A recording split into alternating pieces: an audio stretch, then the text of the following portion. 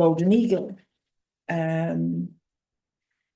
So let me just find so that's the actual reference photograph. So when you open this project, on the first video, what you will find a download of this, which is a Pixabay free copyright. So you can download this from eBay, but I will be putting it on there anyway for you. And I'll put the name of the actual photographer. So, you could give him a mention, but this is the picture that I've picked. The reason for me picking this particular piece is we've got quite a lot of detail in here. So we're going to be looking at feather marking, and also we're going to be looking, excuse me, lights on, that's it. We're also going to be looking at eyes, feather marking, and also the bill and the nostril there. So there's quite a lot of different bits of information there for a bird. So we can do that. So you will get some very nice, you should get some very nice images there. Okay, so that'll be your reference photograph, which you'll get as a download. I will also give you I will also put on there, this is the sketch. So it was a line drawing. So I've done it as a line drawing. You can see I've actually blocked in some of this, the darker shades, the darkest shades, to give us a little bit of a help. The reason why I've done that is because I'm drafting film. I will start by using the darker areas and blocking them in. And I'll explain a little bit of that as we go along. So you will get the line drawing. And then you'll also get a copy of one of these, but without all the scribbles on, what I've put on mine. And what I've done here is I've taken the image and I've imported it into a program. And then if you look here, all these lines stem from sort of the main colours that's inside this picture. So what I've done is I've pulled them out, and then I've used this with the pencils that I have to produce a materials list. Now, you may have a different set of or brand of pencils to what I use. So it's useful because all you need to do is like this, match up and make a note of what colours you have that are nearest to these colours. And then you can, use your own brand of pencils and your own colours because they may be slightly different to mine. I personally I do like Lightfast, and I will be doing some, but because there's still a lot of people use and prefer Polychromos, which is a Faber-Castell brand, and the Caran d'Ache luminance, most of my work will be used doing them. But when I do commissions and that, I do quite often use the Lightfast pencils because I do like them. So, but I will be doing some projects using them. So this is a combination of Polychromos and luminous. So what I did, you will get this image and these colours, but you won't get the scribbles at the side. So you won't get all this bit of writing that I've done. And then you can match them up. But then what I've done as well, which I will be posting, is from that, I have devised a materials list. So what I've done there is, so this will be put up there as well for you, so you can see which are the luminance colours I've picked and which are the Polychromos. Also included on here will be things like the drafting film, what other bits of equipment you will need possibly while we're doing this project. So that's basically what you'll find downloaded.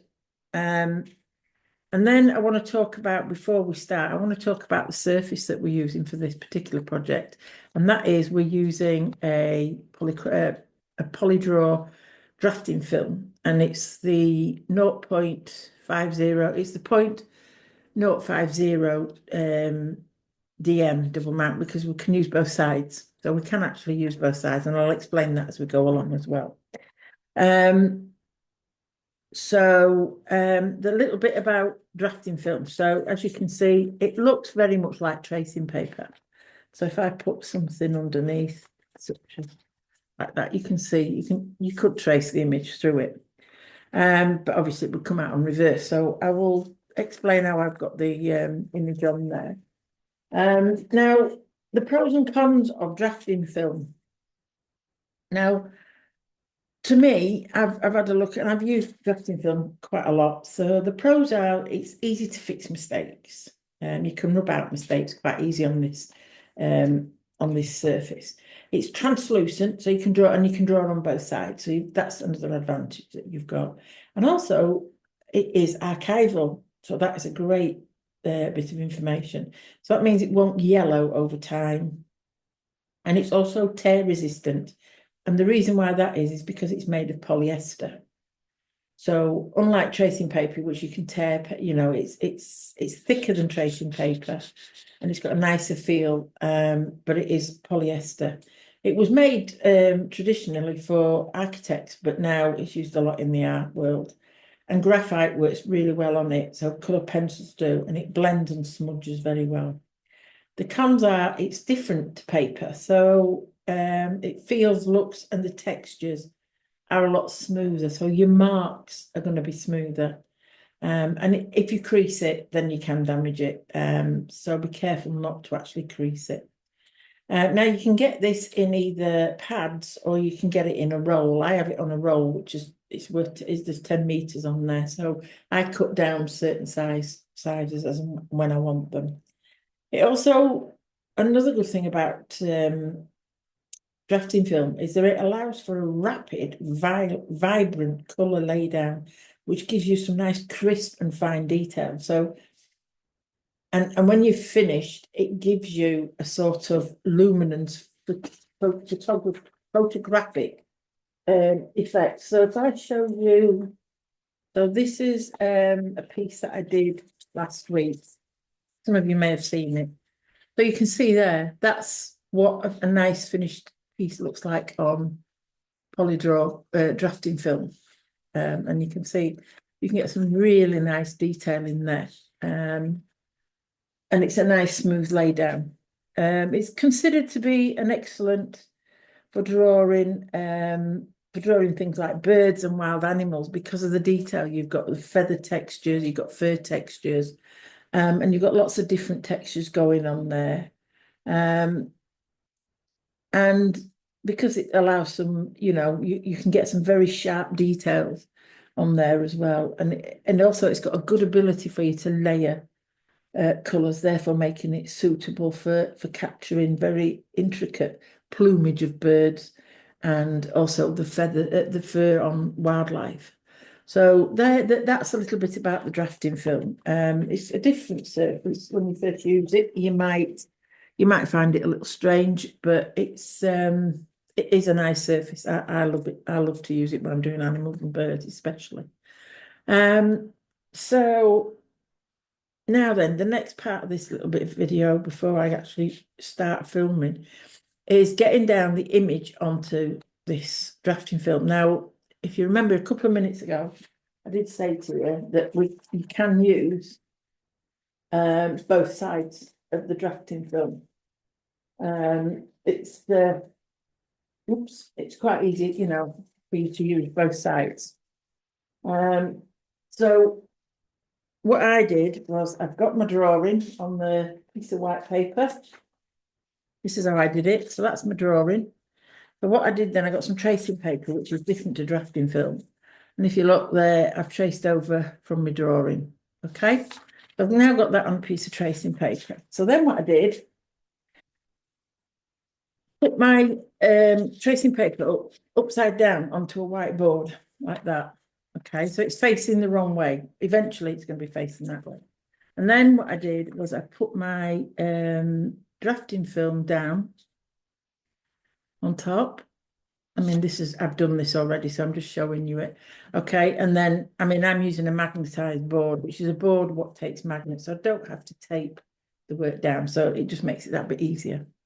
And what I did was I traced around it. Okay. Now, if you remember, I said you can use both sides of the drafting film. So I've traced that on there the wrong way around. So it's like a mirror image.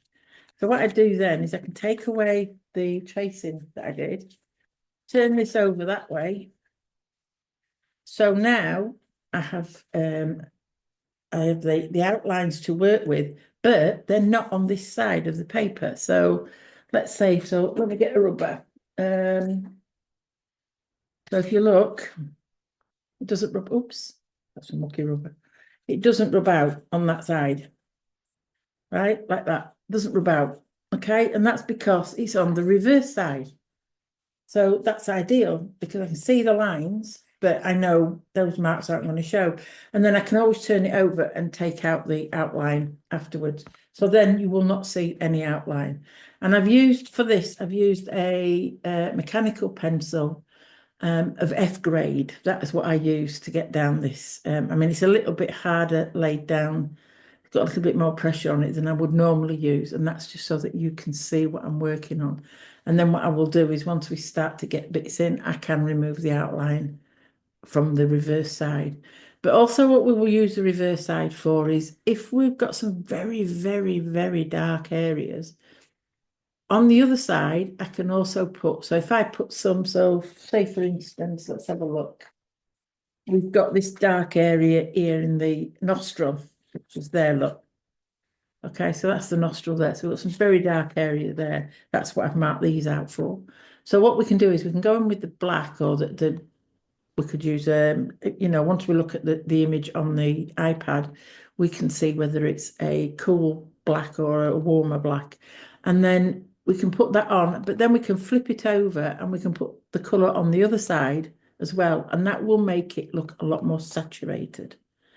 Okay, and then also the other advantage of it is when we're wanting to pull out little feather lines, I can put a lighter colour on the back and then I can work the colours on this side. And then when I use the craft knife or the ceramic blade to pull out the feathers, what will happen is the colour that's underneath, that's been put on the other side, on the reverse side of this, will show through. And as I say, I'll explain this as we're going along.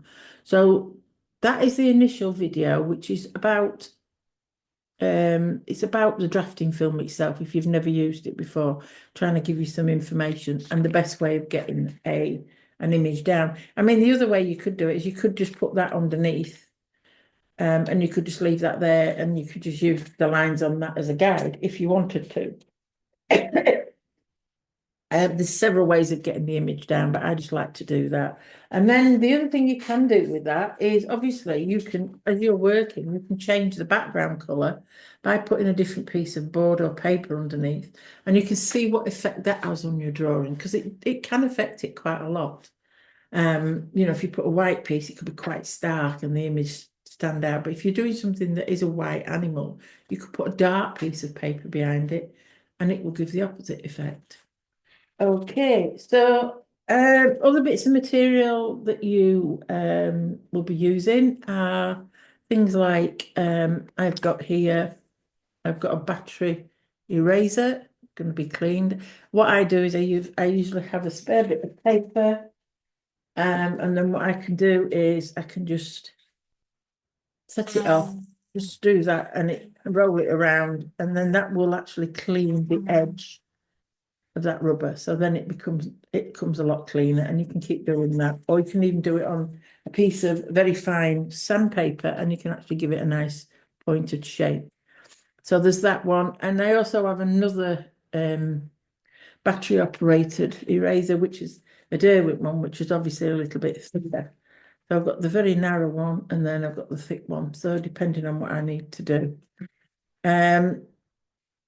My old faithful is the Derwent Mini Point sharpener. The reason why I like this is because when you open that up there, it takes any size barrel. So because pencils, coloured pencils especially, do have different size barrels. I mean, I've got an expensive electric pencil sharpener that is brilliant for doing the polychromos, but you can't fit in luminance because they're slightly thicker. So, as I say, that is my old faithful, is the crank one. I also use a magnifying glass with a light on it. That I find that sometimes is quite helpful when I'm coming to putting detail on. Another essential tool is a ceramic blade. Now you can use a craft knife if you want, but I prefer the ceramic blades because they're safer. You've got less chance of cutting yourself. And they're great for lifting out feathers, fur, and that sort of detail. And again, as I'll explain what we do with those as we go along. Another eraser I also use is just a mono, the Tombow eraser. Again, that'll be cleaned on a piece of sandpaper before it's used. So I get all my equipment out and I'll start to do that. And then also you can use a brush to brush off the dust so that you don't get, because it does mark, this paper does mark quite easy. So you can use a brush, or I have this tool, I sometimes find this. So it's full of air. So I can just do that and it will lift up the dust. Because sometimes when you use a brush, you might just brush away and just move some of the colour, whereas with that, it's a lot easier. So I use that as a to remove the dust. And then really for blending, I can use either a colourless blender, which I've got the Caran d'Ache one. So it's just like it's got some sort of like lead in it, but it's colourless. So I use that. I basically use that for blending. But you could use a coloured pencil as well. Some people like to use a white pencil or a similar colour to what you're trying to blend. Okay, so that's the start of it. As I say, I'm using a magnetic board. So I've got some little magnets here that do that, and it holds the paper on. And then one last bit of paper equipment that I use. Now, for this, you can use tissue paper, like kitchen roll, or you could use just a plain piece of printer paper. But I use this one. This is a Caran d'Ache acetate. And I use that so I can rest my hand on, because the other problem you got is getting the oils from your hand, getting them transferred onto paper or even onto this surface, because it can mark and, it can cause problems. And especially if you use a lot of hand creams and things like that, that will be transferred onto your surface. So I do recommend that you have something like this. I usually just put the magnet on it so that I can move it around a little bit like that on whatever piece I'm working on, and make sure that my hand's rested on there so it's not interfering with the drawing. Okay, so I hope that's been useful for you, for the materials and equipment that we're going to be using just on this one. I'm not going to put a background on this as it's sort of aimed really for a beginner. It does look quite complicated, but that's just my preference when I do a line drawing. I do like to do lots of lines. And what I do is I have my reference picture. I do have a printout of it, but I do also have it on my tablet so that I can zoom right in and get the right amount of detail that I need on there. And I will be zooming into certain parts. So, excuse me, that's my phone buzzing. So I can zoom in, so you will see me zoom in, but if you look, you're going to get quite a lot of detail there, and I will try my best to keep my hand out of the way so you can see exactly what I'm doing.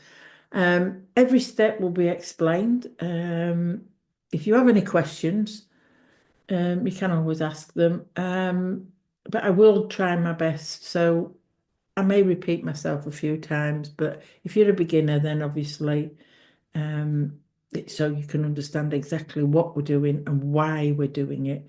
Now, what I like to see is people doing, when I teach face to face, I teach a lot of different techniques, and that's what I shall be trying to sort of put across in this project, is the techniques for doing things like the fur, the eye, and the bill.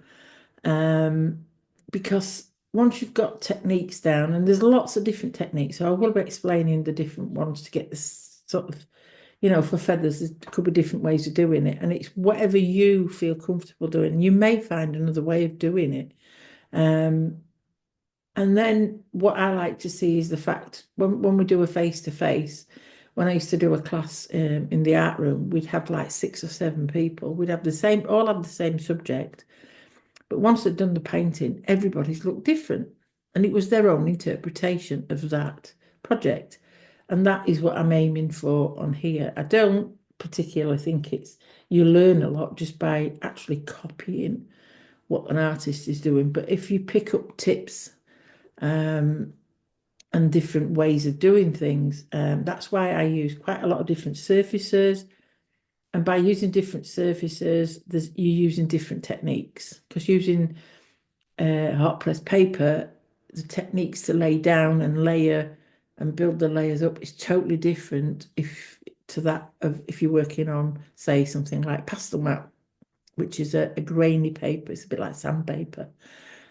But the techniques on there are completely opposite to what they are when you're working on paper. And same on this drafting film. But you can also work on mount board. I mean, I do a lot of, if I'm doing a human portrait, I prefer mount board. So by using different materials and trying different techniques, you will start to develop your own style, which is preferential to just using somebody else's. But the images that I'm using, like this one, is a free copyright on Pixabay. I'll put the relevant link down, so you will be free to use it and publish whatever you've done with it, sell it, or even take prints from it, because it's not copyrighted. So some of the photos I use will be mine, personal ones. So they may be copyrighted to me, but I will let you know before you start a project. But the majority of the projects that I will be doing are so that you can do them at your own free will, in your own style, and you can print them or you can sell them or whatever. And I just want people to sort of relax and enjoy art and enjoy learning and hopefully, produce some very good pieces. So I will see you in the next video, and we will start actually doing some work to this piece. We've got the reference down, the line drawing down now. So I will be starting on the next video. We're going to start with the eye. I always start with the eye. We'll start with the eye and then probably do some of the bill and the nostril and then start working on the feathers. Okay, so I will see you in the next video, and thank you for listening. Thank you very much. Bye-bye.